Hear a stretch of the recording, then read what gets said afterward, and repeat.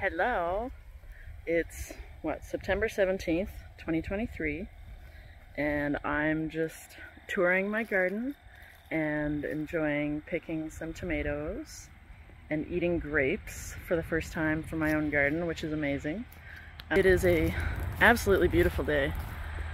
God, like 24 degrees, beautiful, not humid, my kind of a day. And oh, there's a chipmunk, I think. Yep. And I just wanted to show my garden. First, we have the pepper bed. This was just an assortment of different sweet peppers. Most of them are banana style. They're a little bit wilty right now. They need some water. And there's also some, green bell sweet pepper types mixed in here. Most of them have been picked, the ones that have ripened, so this is just the last peppers of the year here.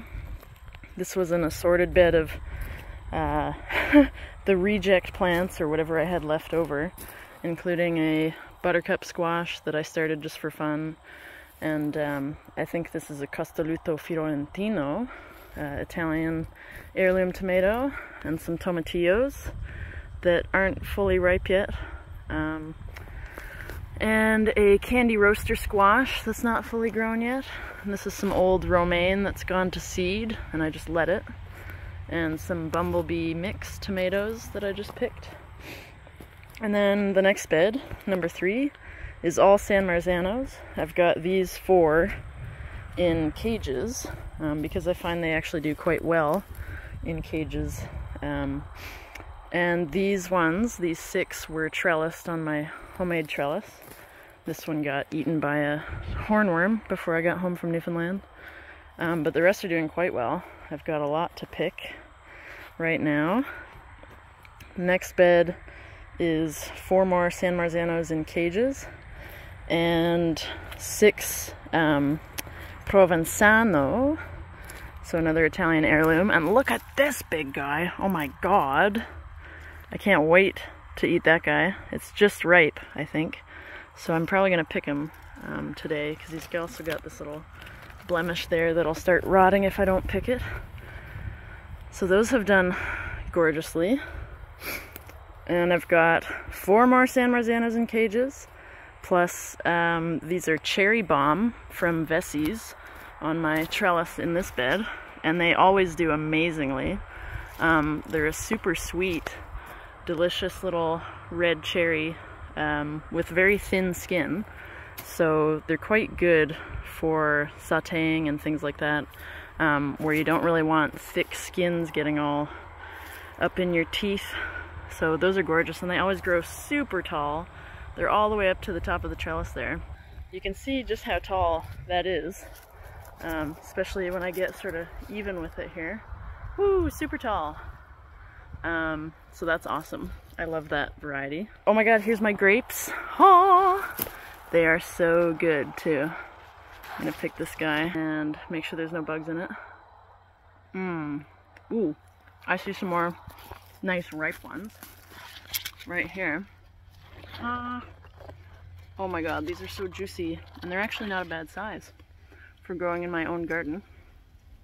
Oh my god, they're so good. And they're seedless, which is amazing. That you can actually plant, obviously it's a cultivar, because they don't occur wild like that, but seedless grapes from my own backyard. I freaking love it. And they're very pretty plants. Alright, so we've done all those already. Oh my gosh. And then the next bed, again, 4 more caged San Marzanos. And 6 more trellised cherry tomatoes, but you can see these ones aren't as tall as the cherry bombs up there.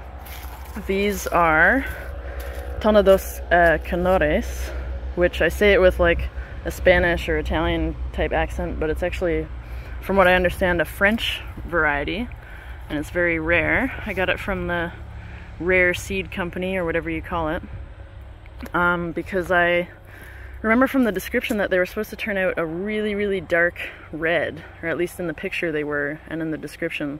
But I find that they're not really any different in color from my cherry bombs up there or the tiny Tims that I grow on the deck.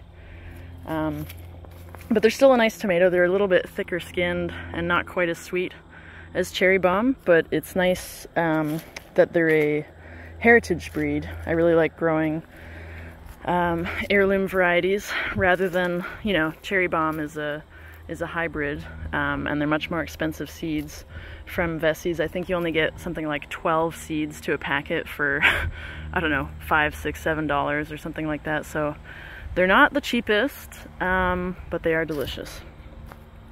And these two beds were garlic, so we picked that in August. Music is the main variety that I had from Vessies, and it grew quite well. And I also had some Polish garlic in there, like in previous years that I got from Trevor down the road, or this year I also, well, I should say last year because I planted it last year, I also tried elephant garlic, and it didn't do super well. So I think Music is kind of the winner because it's got some nice big cloves, and yeah, it's delicious too. And my last bed of tomatoes here is looking a little sad. They're all San Marzanos, all 8, and they're all in cages. They did not do super well. Maybe it's because they're all on their own. For pollination purposes, that might not be the best. And they're also in a bit more shade because of these trees compared to that gap up there where those beds are that get more sun. These are my strawberries. They produced quite a bit of strawberries this year, but they're always eaten before I get to them by the chipmunks and whatnot, so not quite sure how to solve that. And bed number 10, the last bed of all, had potatoes and onions in it this year, so those are harvested already. I had Lorraine fingerling potatoes in here, which were quite good. They don't get very big, but they're a French variety, I believe, of creamer potato. And the onions were, what were the varieties? Talon, T-A-L-O-N, which I think might have been from the Rare Seed Company. And there was another one, Parma, P-A-R-M-A, that I think I got from Vessies, or vice versa. One was from Vessies, one from Rare Seed Company anyway. And they're both very similar. They're both supposed to be decent storage onions and quite large.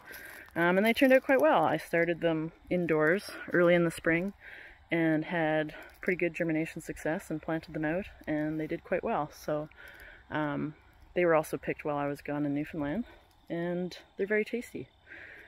So yeah, that's my gardens, and I love them very much, and I get a lot of joy out of being out here. And picking things and eating things, and there's always a couple of birds in these birdhouses during the breeding season anyway. Usually a tree swallow in one and a house wren in the other, or just a house wren. But yeah, always good company with all the birds that live around here, and chipmunks and rabbits and various things. So yeah, joining me on my garden tour.